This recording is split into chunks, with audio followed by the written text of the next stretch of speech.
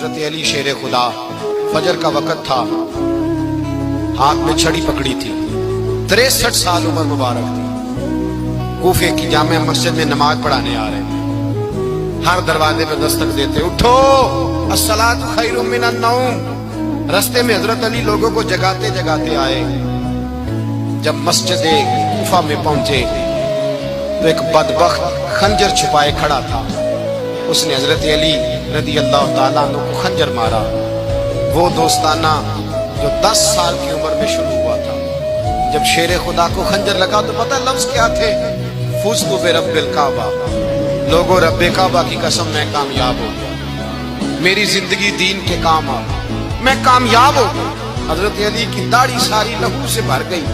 حضرت شیر خدا فرمایا کرتے تھے، ایک دفعہ میں بڑا بیمار ہوا، میرے سے اٹھ کے کھڑا نہیں ہوا جاتا تھا، حضور تیمارداری کرنے آئے تو میں نے کہا